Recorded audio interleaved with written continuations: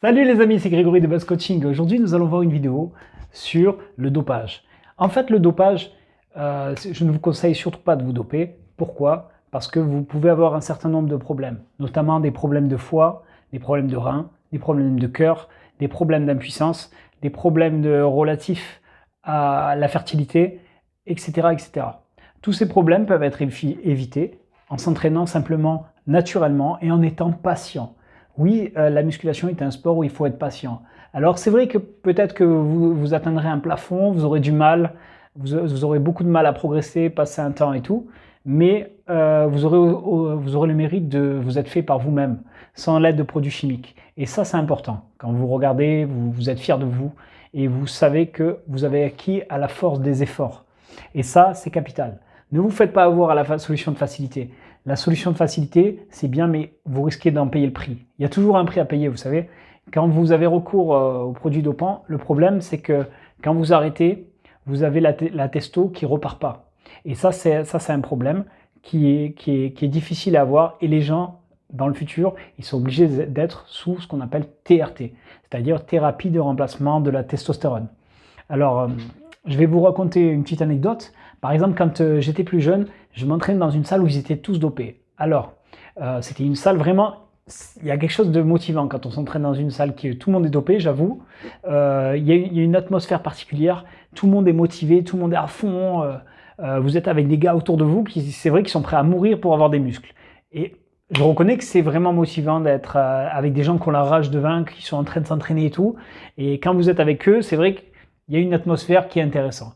Mais c'est pas forcément, on n'a pas forcément besoin d'être dopé pour être à fond dans la muscu et tout. Il suffit d'être passionné, de s'impliquer, de se donner du mal. Alors peut-être que ça les aide à toutes ces personnes et tout, mais franchement, ne vous faites pas avoir la solution de facilité. Ça va vous prendre peut-être plusieurs années avant d'avoir un résultat qui est correct, mais au moins, ça sera un résultat durable. Parce que souvent, ils régressent et après, ils sont dégoûtés, ils ont l'impression de ne plus être eux-mêmes.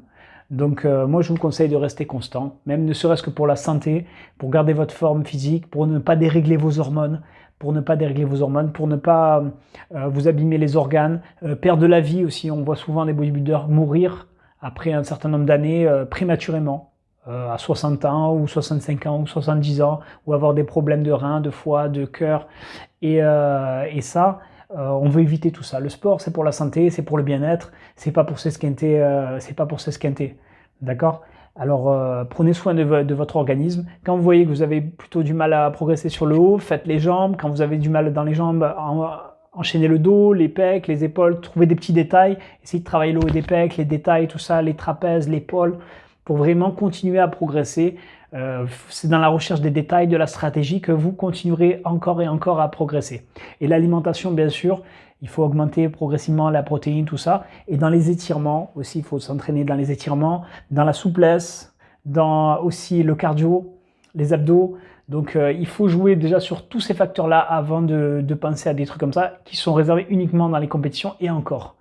Et encore, il y a quand même des compétitions qui sont censées être naturelles. Donc du coup, on n'est pas forcément obligé de faire des compétitions qui sont tous dopées.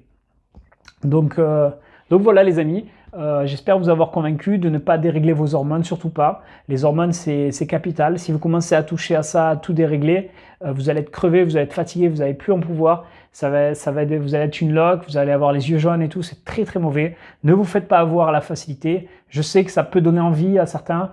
Quand vous voyez par exemple des mecs monstrueux, tout ça, ça a l'air vraiment facile et tout. Mais ne vous faites pas avoir à la facilité.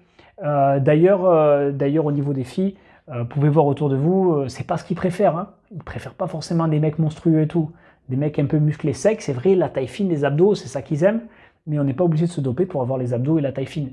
D'accord? Il suffit de maigrir, de les travailler et vous les aurez. Voilà les amis, la vidéo se termine. J'espère que ça vous a plu. Passez une bonne journée et à très bientôt. Merci. Je raconte une petite anecdote. Nous, on était dans la salle, j'étais avec mon collègue Brice.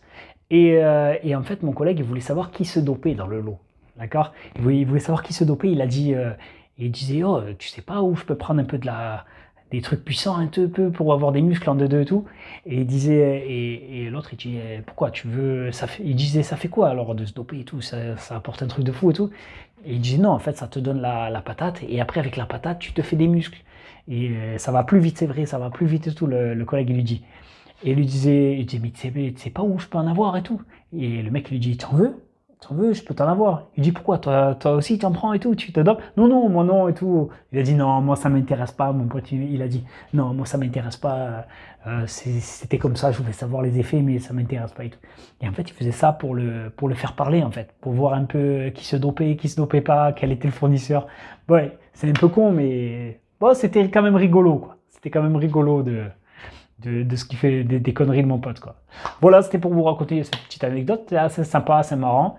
Dans les salles de sport, c'est vrai que si vous questionnez un peu, on peut voir un peu les mecs qui donnent et les mecs qui donnent pas, quoi. Enfin voilà. Allez, bonne journée les amis, à bientôt.